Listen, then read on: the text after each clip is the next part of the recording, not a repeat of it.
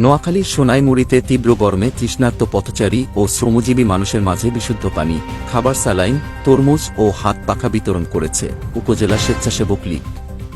চলমান তীব্র তাপদাহে মানুষের কষ্ট লাগবে, সোনাইমুড়ি বাজারের নোয়াখালী চাটখিল রোডের কয়েক শ্রমজীবী মানুষের মাঝে এসব সামগ্রী বিতরণ করা হয়।